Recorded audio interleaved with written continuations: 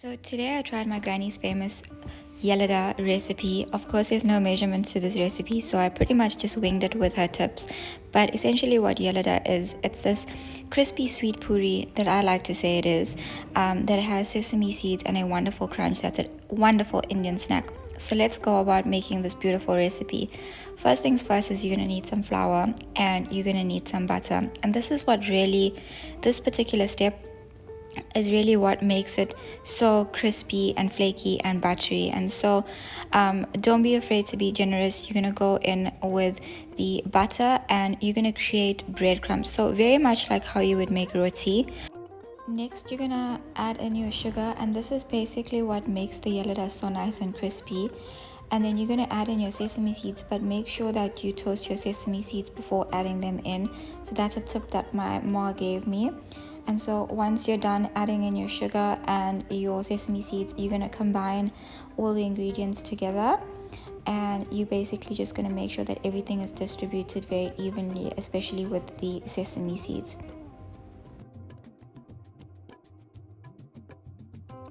So once you have like breadcrumbs, you're gonna go in with some water. Don't ask me what quantity of water I added in. I just basically winged it. But the tip that she did give me here with regards to the water is that the water needs to be really cold. So if you use ice water, that's gonna really make it nice and crispy as well. So you're just gonna add in some water and you're gonna mix your dough. And so this particular dough is not gonna be like a roti dough, like a puri dough. It is going to be soft, it's also going to be very sticky, and it's also going to be very stiff. And so you're just going to basically add in a little bit of water as you need, and make sure that your dough is coming together and it's nice and sticky, it's soft, and it will feel not just only sticky, but it'll also kind of feel very stiff as well.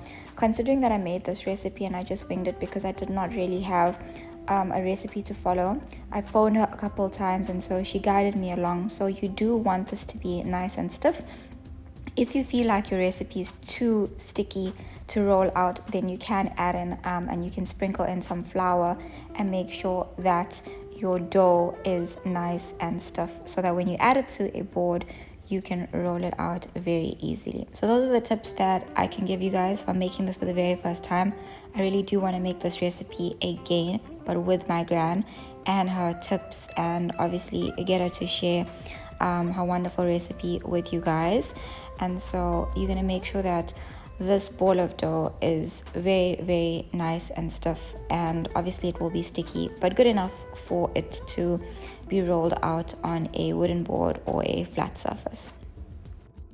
I always remember my gran making Yellada for every single function in our family. Everyone knows her as the Yellada auntie, and this Indian snack is not just only buttery and sweet and crispy, but it's also really inexpensive, and a little really does go a long way. So let's go get rolling.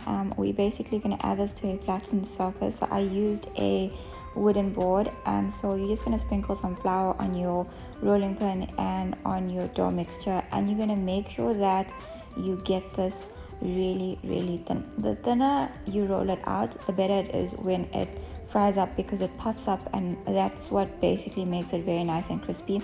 Of course, if you like it more like a biscuit texture, then you can let it be a little bit thicker, but I'll show you as we going along. So you're going to make sure that this is rolled out really nicely, and then you're going to use a glass, and you're basically just going to insert the glass into the mixture and make sure that it's nice and flat and thin, so that it puffs up and it's really nice and crispy when you fry it. So you'll do this a few times, and this is really what makes it so easy to make, that you being very I'd say proactive in this recipe. So you'll make your dough, you'll flatten it out, and you roll it out, and then you'll create the round circles, and then as you can see, there's some scrap bits. So what my gran used to do with these scrap bits is whenever she made this for any function, she took the scrap bits, and we basically had the scrap bits, so she would obviously make random shapes and keep that for us. So you'll continue to do this, and then what you'll do is you'll leave these on some sort of parchment paper, and then once you're done with your dough mixture, then you'll obviously be ready to fry. and you can go ahead and fry it. And so this is how the flattened surface is going to look. You want a nice distribution of sesame seeds, and like I mentioned to you guys, as you are cutting them out, here's how it should be on parchment paper. Make sure your oil is ready, and also have some paper towel on the side.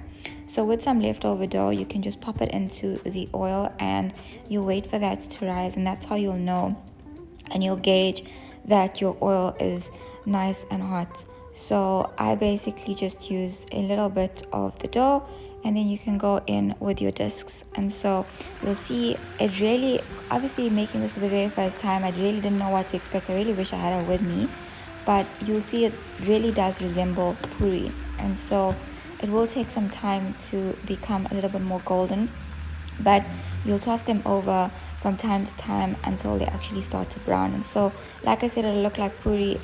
Some batches will puff up more than other batches. Don't ask me why, it's just, I guess, the way it works. And obviously, just like how you make pancakes, your first batch doesn't always come out the best. So this was my first batch. It was a little bit more golden brown than I expected, but as I went along, I basically got the knack of it and it started to become perfect. So once they're done, you'll toss them over, and then you'll remove them from the oil and you'll add them to the parchment paper, and you'll allow them to cool. The cooling process is really important because that's what basically also makes it become a lot more harder and a lot more crispier. So once you're done frying it, make sure you allow it to cool before digging in. As you're removing them, you know that the next step's already done because you already have prepared for this. So you'll put in your next batch, and as you can see, the oil is really nice and hot at this point in time. So they are becoming a lot more golden, much more faster. And so as they become golden, you'll just remove them. You can see the little bubbles that they have as well, and there you have it. Beautiful, wonderful Yellada. It's crispy, it's thin. Some of them are thicker, some of them are thinner. You can make it however you like. It's puffy, it's really buttery, and the sesame seeds just make it so beautiful. It's a wonderful Indian snack. It's, like I said, very inexpensive. A little goes a long way, and you can take this for any function. It's really better. I personally feel that this is better than a tin of biscuits, and I will add that it's super addictive as well. Enjoy.